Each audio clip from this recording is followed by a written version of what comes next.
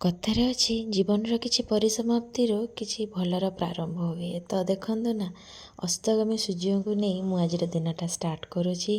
ତା ସହିତ ଦେଖନ୍ତୁ ଏ ପକ୍ଷୀମାନଙ୍କ ସମାହାର କେତେ ସୁନ୍ଦର ଲାଗୁଛି ନା। ସତରେ କଥାରେ ଅଛି ପ୍ରକୃତିକୁ ଯଦି ଆପଣ ଫିଲ୍ କରିବାକୁ ଚାହିଁବେ ନା, ତ ପ୍ରକୃତି ସହିତ ସେତିକି ବିମୋହିତ ନ ହେଲେ ଆପଣ ଜାଣି ବି ପାରିବେନି କି ମୁଁ ଏମିତି ଦେଖେଇଲେ ବି ଆପଣ ସେଇଟା ଫିଲ୍ କରିପାରିବେନି। ନିଜକୁ ସେଠି ପ୍ରେଜେଣ୍ଟ ରହିବାକୁ ପଡ଼ିବ। So welcome back to my channel.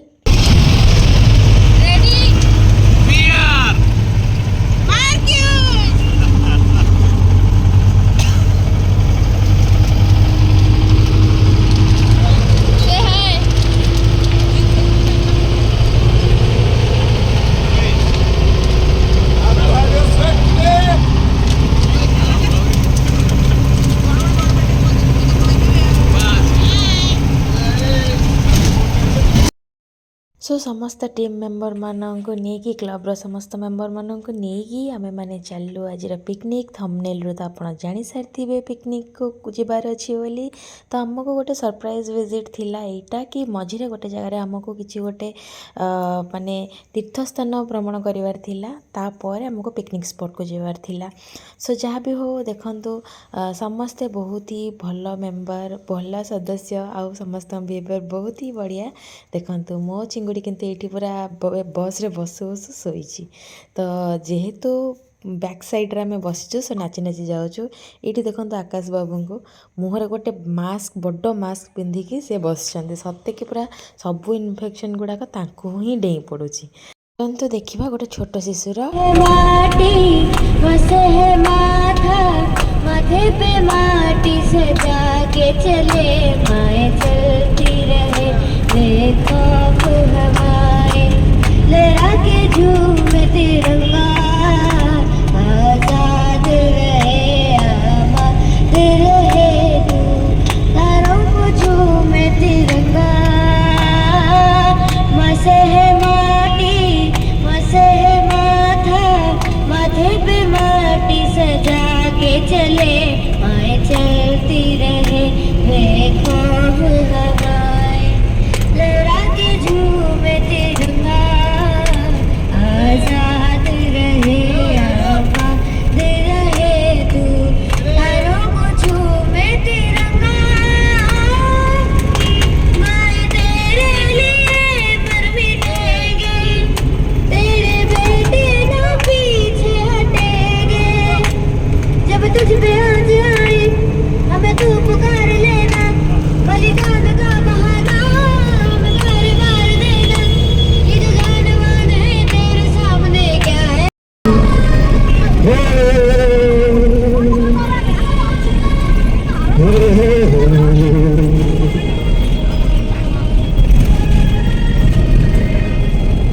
यही जे बनवता पहाड आले दिसे केरे सुंदर यही जे बनवता पहाड आले दिसे केरे सुंदर हो एठी दिन सरेना एठी राती सरेना एठी दिन सरेना एठी राती सरेना। ସବୁ ଜିନିଷ ଭିତରେ ବିଜୁ ଭାଇଙ୍କ ଚିପ୍ସ ବାଣ୍ଟିବା ପ୍ରଣାଳୀଟା ସବୁଠୁ ନିଆରା ଥିଲା।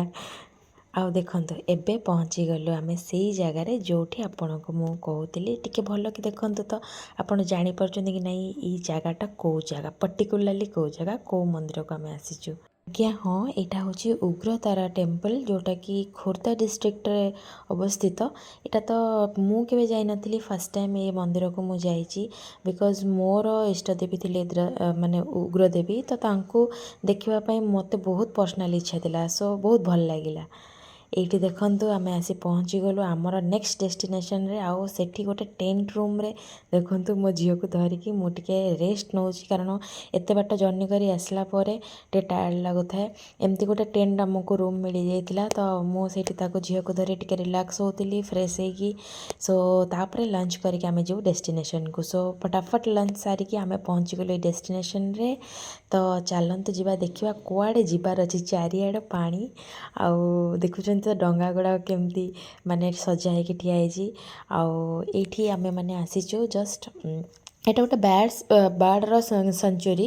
ତ ଏଇଠି ଆସିଛୁ ଡିଫରେଣ୍ଟ ଟାଇପ୍ର ବାର୍ଡ଼ ଦେଖିବା ପାଇଁ। ମୋତେ ଲାଗୁଥିଲା ବହୁତ ହି ମାନେ କାଳେ ବୋରିଂ ହେବ ଜିନିଷଟା ବୋଲି, କାହିଁକି ନା ହେକ୍ଟିକ୍ ଲାଇଫ୍ ଥିଲା। ଏଇଥିପାଇଁ କି ଟିକେ ଲେଟ୍ରେ ଆମେ ଆମର ଜର୍ଣ୍ଣି ଷ୍ଟାର୍ଟ କଲୁ। ଆଉ ଦିନଟା ବହୁତ ହିଁ ମାନେ ସନି ଥିଲା, ମାନେ ଯେତେ ଲାଗୁଥିଲା ଫିଲ୍ ହେଉଥିଲା କି ଖରା ହେଉନଥିବ, କିନ୍ତୁ ଖରା ହେଉଥିଲା। ଏଇ ଦେଖନ୍ତୁ ପର୍ ବୋଟ୍ରେ ଆମେ ମାନେ 4 या 5 ପିପୁଲ୍ସ ଥିଲୁ, କାହିଁକି ନା ଛୋଟ ଛୁଆକୁ ମିଶେଇକି ଆମେ 5 ଜଣ ଥିଲୁ।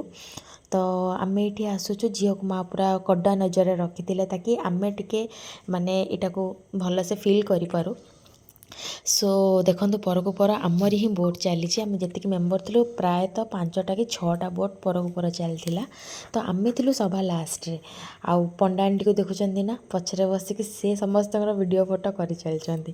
ତ ଆମେ ଭାବୁଛୁ କେତେ କ୍ରସ୍ କରିକି କେମିତି ଯିବୁ। ଏଇଟା ଆକ୍ଚୁଆଲି ପୁରା ମାନେ ଗଭର୍ଣ୍ଣମେଣ୍ଟ ଅଫ୍ ଓଡ଼ିଶା ଅଣ୍ଡରରେ ଏଇ ବୋଟ୍ ଗୁଡ଼ାକ ବି। ଆଉ ଏଠିକାର ଯେଉଁମାନେ ମାନେ ନାଁ ଚଲାଉଛନ୍ତି ଯେଉଁମାନେ, ସେମାନେ ବି ଗଭର୍ଣ୍ଣମେଣ୍ଟ ଅଫ୍ ଓଡ଼ିଶାରୁ ହିଁ ପ୍ଲେସ୍ଡ।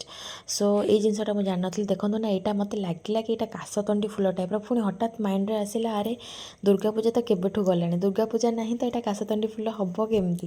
କିନ୍ତୁ ଯେତେବେଳେ ମାନେ ପର୍ ବୋଟ୍ରେ ଜଣେ ଜଣେ ଗାଇଡ଼୍ ଯାଉଥିଲେ, ତ ଆମ ବୋଟ୍ରେ ବହୁତ ହି ବଢ଼ିଆ ଜଣେ ଗାଇଡ଼୍ ଥିଲେ। ସିଏ ଆମକୁ କହୁଥିଲେ ଯେ ଏଇଟା କାଶତଣ୍ଡି ଫୁଲ ନୁହେଁ, ଏଇଟା ଗୋଟେ ବହୁତ ସୁନ୍ଦର ଫୁଲ। ଗୋଟେ ମାନେ ଏଇ ଯେଉଁ ୱେରେ ଆମେ ଯାଉଥିଲୁ ନା ଦେଖିବା ପାଇଁ, ସେମାନଙ୍କର ସବୁ ରୋଡ଼୍ ଥାଏ ଯେମିତିକି ମାନେ ୱାଟର ୱେ ଥାଏ। ଆଉ ସେମାନେ ବି କହିଲେ କି ଏବେ ଟିକେ ଖରା ୱେଦର୍ ପାଇଁ ଟିକେ ପାଣିର ଲେଭେଲ୍ଟା କମିଯାଇଛି, ବହୁତ ହି କମିଯାଇଛି। ସୋ ବେଳେବେଳେ ଗୋଟେ ଗୋଟେ ଜାଗାରେ ଟିକେ ଟିକେ ଲାଖି ଯାଇପାରେ, ଯେମିତିକି ପଙ୍କ କାଦୁଅରେ ଲାଗିଯାଇପାରେ।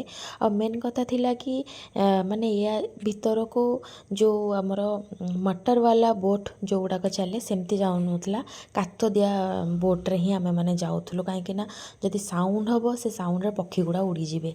ସୋ ବିଶ୍ୱାସ କରିବେନି, ମୁଁ ଭାବିନଥିଲି କି ନାହିଁ ଯେ ଜାଗାଟା ଆଉ ଏଇ ଜିନିଷଟା ଏତେ ମାନେ ନିଆରା ଅନୁଭୂତି ଗୋଟେ ଦେବ, ଏତେ ସୁନ୍ଦର ଲାଗିବ, ଆଉ ଫିଲିଙ୍ଗସଟା ଏତେ ବଢ଼ିଆ ହେବ। ଛୋଟ ଛୁଆକୁ ନେଇକି ଗୋଟେ ହେକ୍ଟିକ୍ ପରିସ୍ଥିତି ଭିତରେ ବି ଯାଇଛୁ, କିନ୍ତୁ ଡର ଏଇଟା ନଥିଲା କି ପାଣି କମ୍ ଥିଲା ବୋଲି କିଛି ଡର ଲାଗୁନଥିଲା। ମାନେ ଗୋଟେ ଗୋଟେ ଜାଗାରେ ଏମିତି ଥିଲା କି ପୁରା କାଦୁଅରେ ଯେମିତି ଲାଗୁଥିଲା କି ଡଙ୍ଗାଟା ଚାଲୁଛି, ସେମିତି ହିଁ ଲାଗୁଥିଲା, ପଙ୍କ କାଦୁଅରେ ଚାଲିଲା ଭଳିଆ। ବହୁତ ହି ପାଖ ଥିଲା। ଆପଣଙ୍କୁ ଲାଗୁଥିବ ଏଇଟା କ'ଣ, ଦେଖୁଥିବେ ଅଧା ଅଧା ଜାଗା ଶୁଖା ଜାଗା ଥିବ, ଆଉ ଅଳ୍ପ ଅଳ୍ପ ଜାଗାରେ ପାଣି ଥିବ। ମାନେ ବହୁତ ଡିଫରେଣ୍ଟ ଟାଇପ୍ର ପକ୍ଷୀ ଆମେ ଦେଖିଲୁ। ପାଖାପାଖି ମୋତେ ତ ଯେତିକି ଲାଗିଲା 50ରୁ 60 ଟାଇପ୍ର ମାନେ ବାର୍ଡ଼ସ୍ ମାନେ ଆମେମାନେ ଦେଖିଲୁ। ସବୁଠୁ ବହୁତ ହି ଇଣ୍ଟରେଷ୍ଟିଂ ଅଛନ୍ତି ମାନେ ଚାତିକି କ'ଣ ଏମିତି ଗୋଟେ ମାନେ ନା କପୋତ କପୋତି ଏମିତି ଗୋଟେ ଥିଲେ, କପଲ୍ ଥିଲେ। ସେମାନେ କହୁଥିଲେ ସେଇଟା ଲଦାଖରୁ ଆସିଛନ୍ତି ବୋଲି। ତ ସେ କପଲ୍ ମାନଙ୍କୁ ଦେଖେଇଲେ, ମୁଁ ନିହାତି ଦେଖେଇବି। ବହୁତ ହି ଅରେଞ୍ଜ କଲର୍ର, ବହୁତ ହି ମାନେ ଲୁକ୍ଟା ନା ଏତେ ଭାଇବ୍ରେଣ୍ଟ ଲୁକ୍ ଦେଉଥିଲା। ସେ ଯେତେବେଳେ ତାଙ୍କ ଉପରେ ଖରା ପଡ଼ୁଥିଲା ଏତେ ଗ୍ଲେଜ୍ କରୁଥିଲେ ସେମାନେ, ମାନେ ବହୁତ ହି ବଢ଼ିଆ ଜିନିଷଟା ଲାଗୁଥିଲା।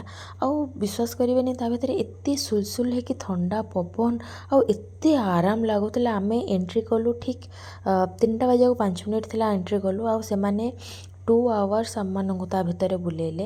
ଦ୍ୟାଟ୍ ଟୁ ବି ସେମାନଙ୍କର ସମଥିଙ୍ଗ ଚ୍ୟାନେଲ୍ ଅଛି, ଯେମିତିକି ଆମର ଡିଫରେଣ୍ଟ ୱାଟର ୱେ ଅଛି ନା। ଏଇଠି ଦେଖନ୍ତୁ ବହୁତ ଗୁଡ଼ା ପକ୍ଷୀ ଏମିତି ପର ଝାଡ଼ିକି ଗାଧଉଛନ୍ତି, ଆଉ ବହୁତ ଗୁଡ଼ା ପକ୍ଷୀ ବାହାରେ ଯାଇକରି ସେମାନେ ଖରା ପାଉଛନ୍ତି, ଯେମିତିକି ସନବର୍ଥ ନିଅନ୍ତିନି ମାନେ ଇଣ୍ଡିଆରେ ଆସିକି ଆମେରିକାନ ମାନେ ସନବର୍ଥ ନିଅନ୍ତି ସବୁ, ଆପଣମାନେ ଦେଖିଥିବେ ବିଚ୍ ଗୁଡ଼ାକରେ, ସେଇ ଟାଇପ୍ର ମୋତେ ଲାଗିଲା।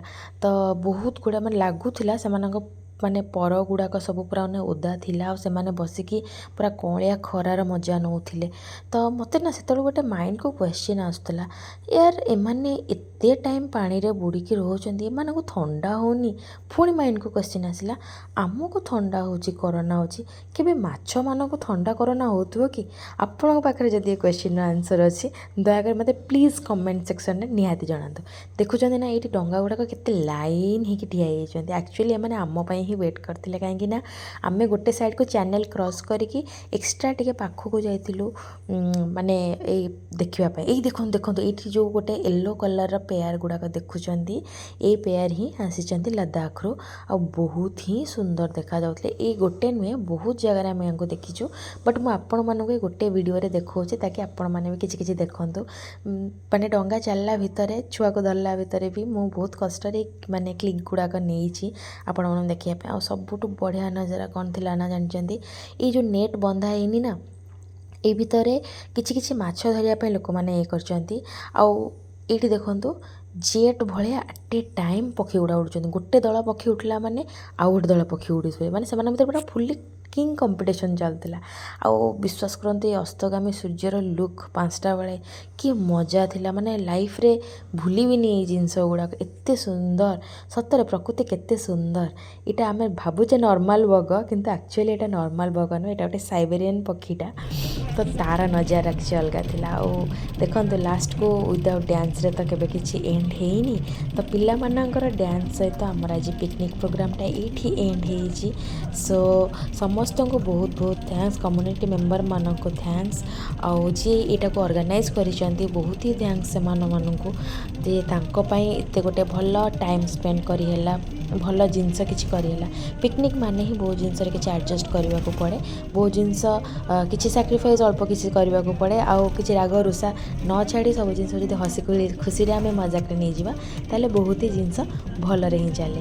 ସୋ କିଛି କିଛି ଡ୍ୟାନ୍ସର ନଜାରା ନେଇ ମୋ ଭିଡ଼ିଓଟାକୁ ଆଜି ମୁଁ ଏଇଠି ଏଣ୍ଡ କରୁଛି। Thank you the whole herbal life members, team members and manager, director and all of community members.